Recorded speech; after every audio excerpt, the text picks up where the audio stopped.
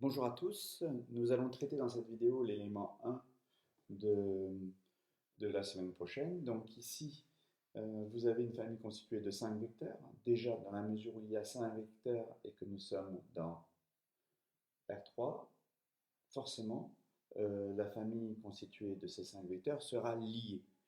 Mais on va le vérifier aussi en échelonnant la matrice associée à cette famille, c'est-à-dire la matrice constituée des, qui aura pour colonne les coordonnées de chacun des 5 vecteurs. Donc ici, nous allons échelonner dans un premier temps cette matrice.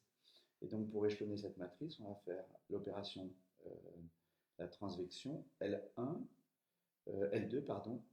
On va remplacer L2 par L2 moins L1 et L3 par L3 moins L1. On peut faire les deux opérations d'un coup parce qu'on utilise L1 une autre ligne. Maintenant, si on vous demande, vous direz simplement que normalement, il faudrait le faire en 2 fois, mais on le fera en une fois parce que le résultat obtenu restera le même, exceptionnellement. Donc ici, on réécrit la première ligne, hein, rien n'a été changé, c'est équivalent en ligne. Ici, on obtient 0, 1, 1, moins 1, 0. Et pour la troisième ligne, on obtient 0, 0, 0, 0 et 1. J'ai fait exprès d'obtenir dès les deux premières opérations un système échelonné. Donc maintenant qu'on a obtenu un système échelonné, puisque la première valeur non nulle est strictement à droite de la première valeur non nulle sur la ligne précédente à chaque fois. Donc, vous voyez, puis on a une marge de 1 à chaque fois. Donc maintenant qu'on a obtenu le système échelonné, c'était la première question, échelonner la matrice A. Pour la question B, on vous demande de compléter le tableau suivant. Alors pour compléter ce tableau, déjà pour la famille F, très simple, hein, il y a 3 pivots. Donc le rang est 3. Ensuite, pour cette famille-là, donc on peut faire, dans la mesure où ici on avait le vecteur E1, E2, E3, E4, E5. Pour cette famille, c'est comme si on refait les mêmes opérations, on obtient exactement cette famille échelonnée, auquel cas on a 2 pivots. Donc 2 pivots, le rang est 2. Et donc ici, dans la mesure où on a 3 vecteurs et que le rang est 2, on a non libre. Voilà. Ici, dans la mesure où on a un rang égal à 2 et que on est dans R3, on pourra affirmer que ce n'est pas générateur non plus, puisqu'il faut, pour que ce soit générateur, une famille est génératrice dans Rn. Résultat qu'on n'a pas eu le temps de voir ce matin, génératrice dans Rn, si et seulement si le rang de la famille est égal à n. Ici, on est dans R3, le rang est 2 dans R3, donc on n'a pas l'égalité, donc on a forcément non générateur. Nous aurons bien évidemment toujours, quoi qu'il arrive, le rang de la famille qui sera inférieur ou égal à Rn, forcément, puisque on a au plus n coordonnées. Donc on ne peut pas avoir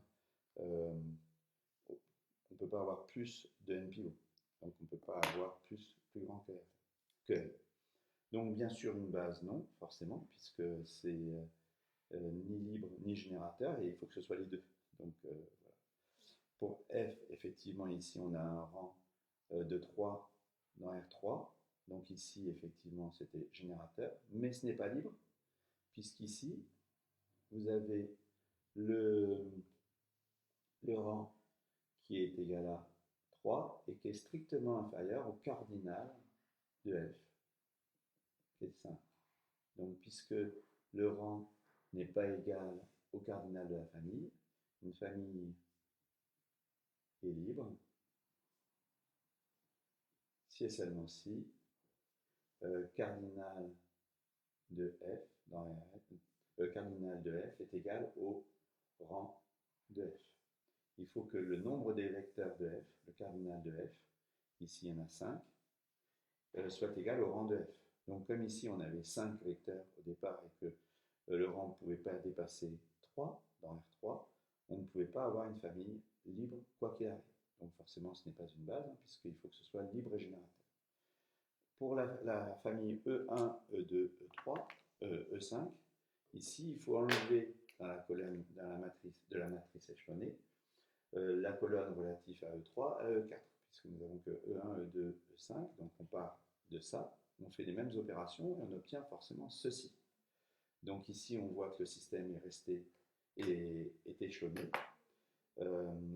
Et dans ces cas-là, on peut en déduire le nombre de pivots. Le nombre de pivots 3, donc le rang est 3. La famille est donc égale au cardinal.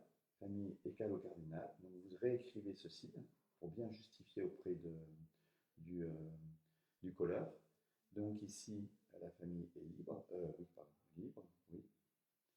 La famille est génératrice puisque le rang de la famille est égal à 3. Donc oui, et comme c'est libre et générateur, c'est une base. Ici pour E1, E2, on a simplement enlevé les 3 dernières colonnes, puisqu'on part de ces 2 colonnes. On obtient encore un système échelonné.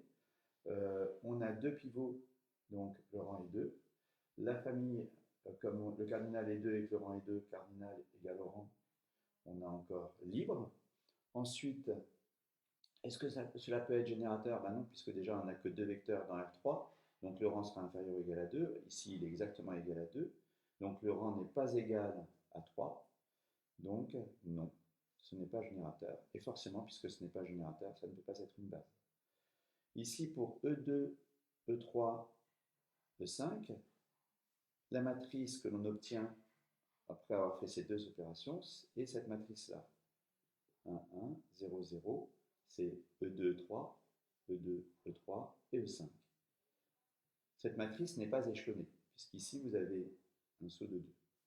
Donc pour l'échelonner, il aurait fallu continuer à faire des opérations en ligne, mais c'est surtout, ici on écrira non, on ne peut pas conclure. Puisque est-ce que dans la question, on vous dit obtenu précédemment, quand c'est possible, avec le résultat précédent, on ne peut pas conclure. Alors bien évidemment, ici, si je fais 1/2 de la précédente, j'enlève 1/2 de la précédente, j'obtiens ceci. Voilà. 2, 1, 1, 0, 0, 1. Là, la matrice est échelonnée. Le rang était 3, donc on aurait pu répondre après avoir fait ceci. Là, on va dire qu'on ne peut pas répondre, on peut dire simplement que le rang est au moins 2, mais c'est tout. Donc ici, on dit impossible de répondre avec cette matrice. Sinon, si on fait ça, on a à ce moment-là, le rang est 3, forcément c'est libre parce que de cardinal 3, c'est carré, c'est générateur puisque le rang est égal à 3, et c'est donc une base. Voilà, donc oui, oui, oui. Ensuite pour E1, E2, E3, E4, on enlève cette, voilà, donc ici on a encore un système échelonné, on a un rang qui est 3, forcément 4 vecteurs, le cardinal est strictement supérieur au rang, donc on a non libre, pardon, c'est pour générateur, en revanche le rang c'est 3, donc c'est générateur, et ça ne peut pas être une base. Voilà comment on conclut pour ceci. Donc j'ai été vraiment lentement pour que on comprenne bien, puisqu'il y a plein de choses de ce matin que je n'ai pas pu faire. Ensuite, on vous demande dans la question 3 de résoudre le système que je vais écrire. Donc le système suivant. Ici, on voit que la matrice, on voit que les colonnes ici sont celles relatives à E1, ici celles relatives à E2, et ici c'est la colonne relative à 1, 1, 2, donc E5. Donc ici, en fait, résoudre ce système revient à résoudre cette équation qui est x fois le vecteur colonne E1 plus y le vecteur colonne E2 plus z le vecteur colonne E3 égale vecteur résoudre ce système ou résoudre ceci, c'est la même chose. Ici, on pourrait dire, dans la mesure où le rang de G est égal à 3, que ce système admet une unique solution. Le rang de la famille G, hein, G est constitué de 1, E2, E5.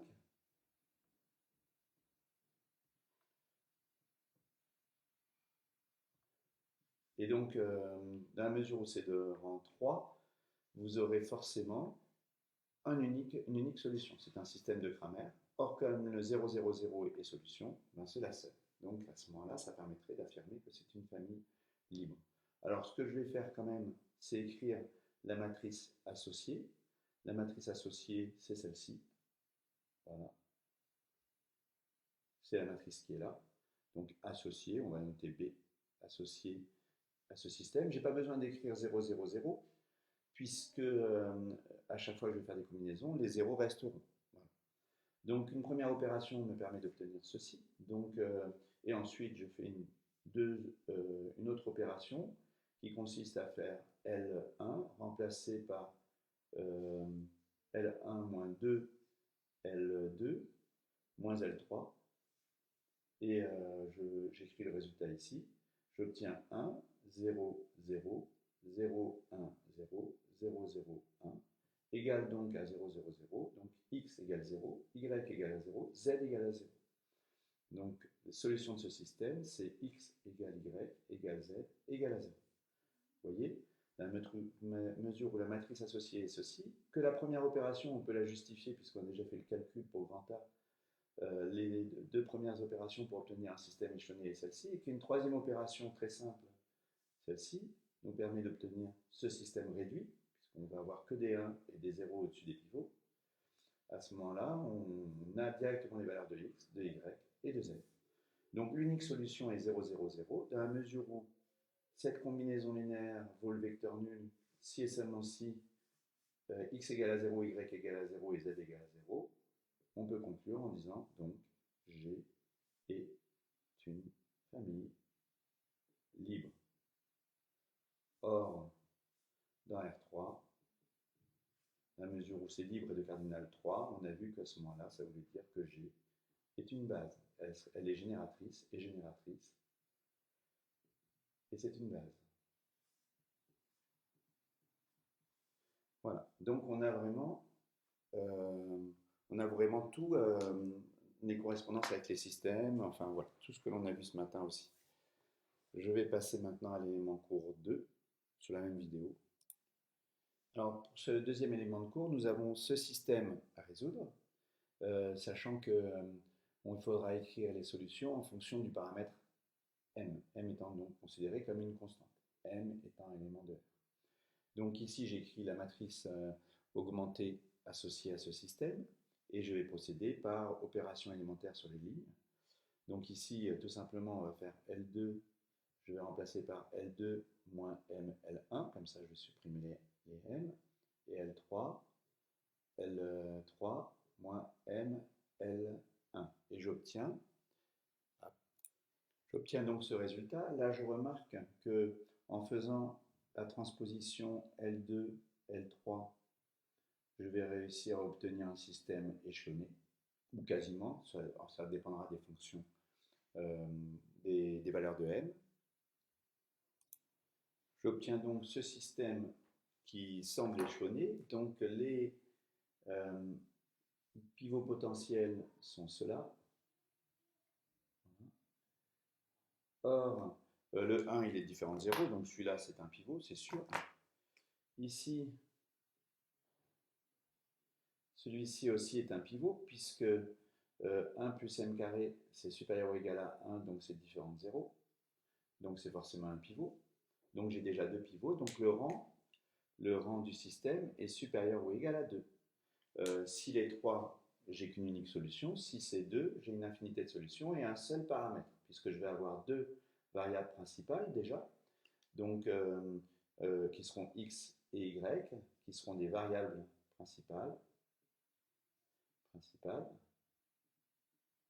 Et donc, il ne me reste plus qu'à trouver si z est une variable principale ou secondaire. Donc, il faut étudier quand est-ce que ceci s'annule.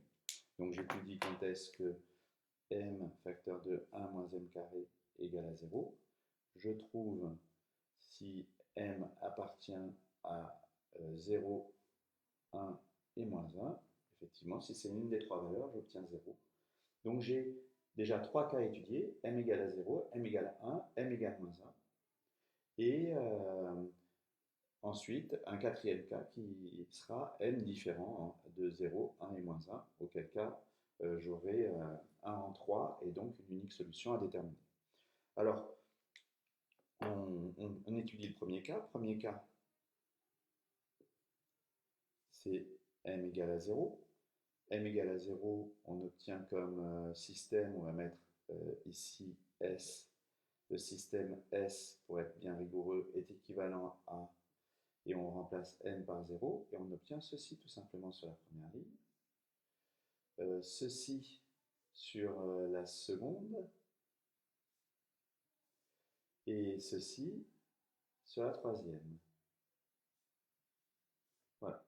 Alors ceci, cette ligne, je le dis, hein, en fait, on n'est pas obligé, on pourrait dire directement c'est incompatible, mais ça signifie que 0x plus 0y plus 0z, je perds un peu de temps à vous l'expliquer, mais c'est égal à 1, donc 0 égale à 1, c'est pour ça que c'est quand là c'est différent de 0 et là égal à 0 qu'il n'y a pas de solution. Si là c'est 0, ça reste compatible.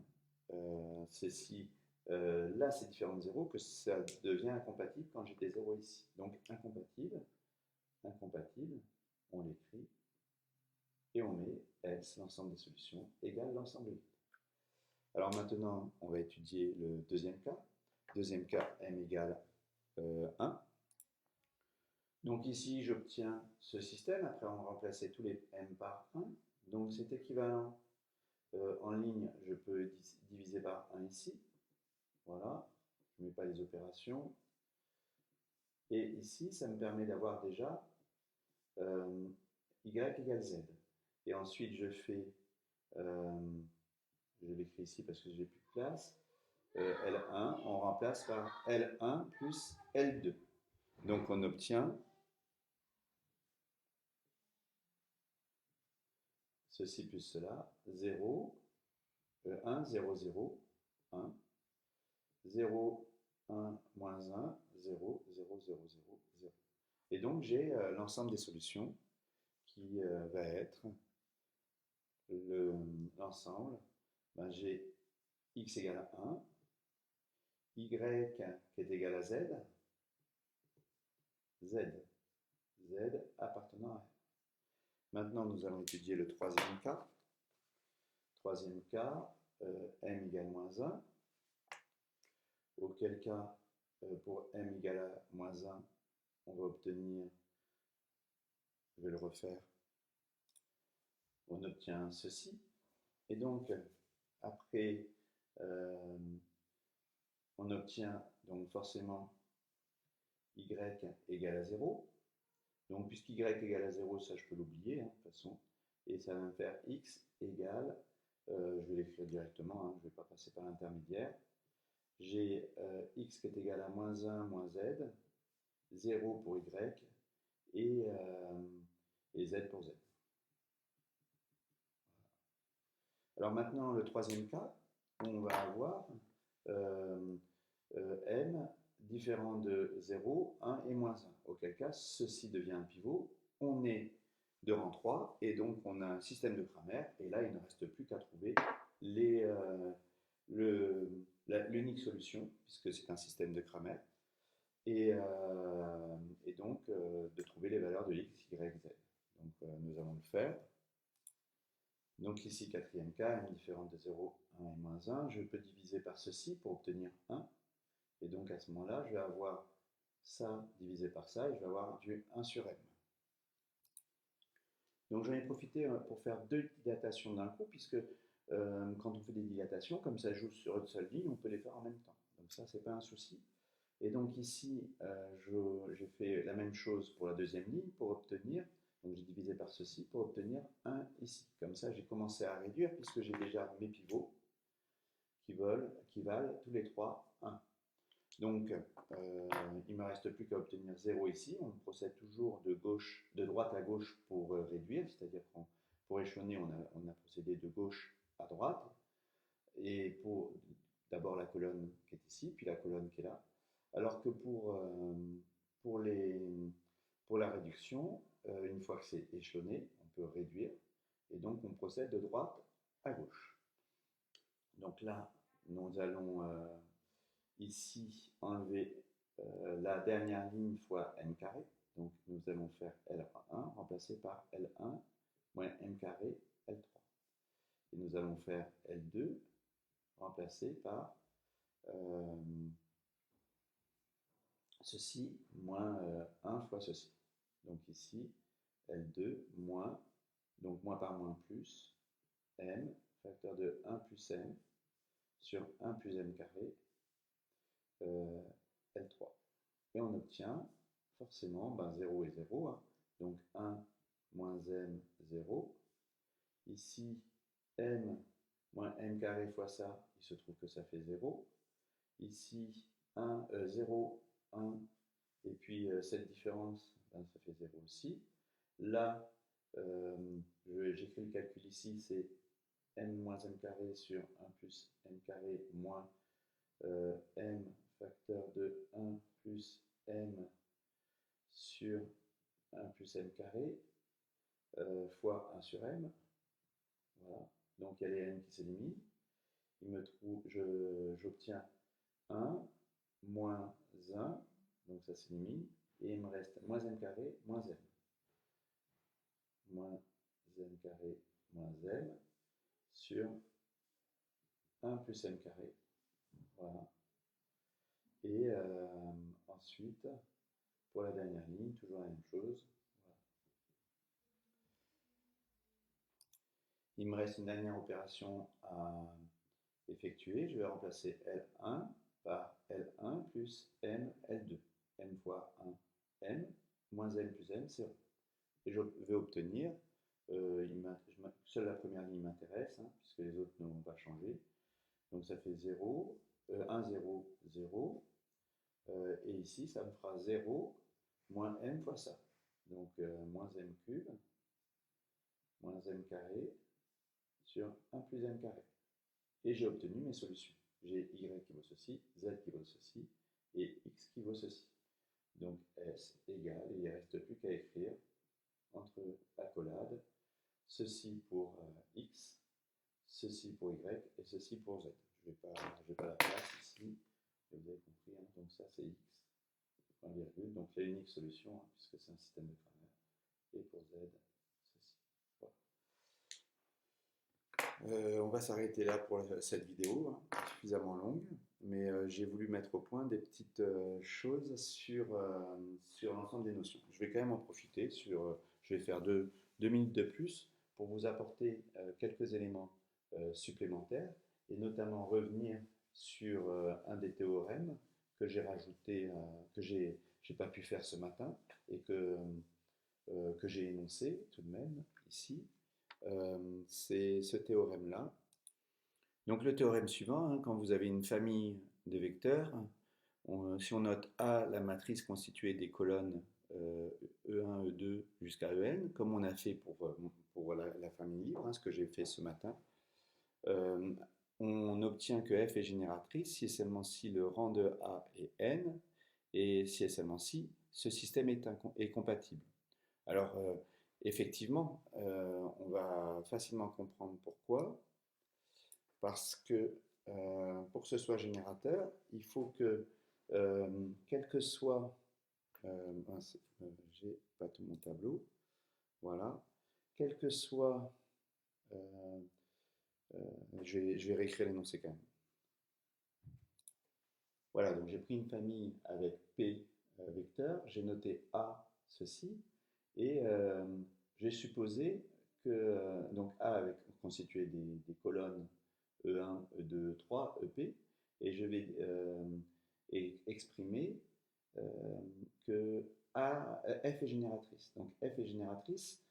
Pour montrer que F est génératrice, il faut simplement que je prenne un vecteur de Rn, puisque c'est des vecteurs de Rn, et ici, je vais dire qu'il faut que ce vecteur B, alors B c'est pas très heureux, donc je vais prendre V, peut s'écrire sous cette forme-là, alpha I, EI. Or, la somme des alpha I, EI, ce n'est rien d'autre que la matrice A fois les vecteurs, la colonne suivante. Voilà. Effectivement, hein, si je fais A fois ceci, je vais avoir alpha 1 E1 plus alpha 2 E2, etc. Ça doit être égal à V. Donc ça veut dire que le système AX égale V a une solution. Si c'est générateur, ça veut dire que ce système a une solution. Si ce système a une solution, j'ai une combinaison linéaire qui est égale à ceci. Donc la famille est génératrice.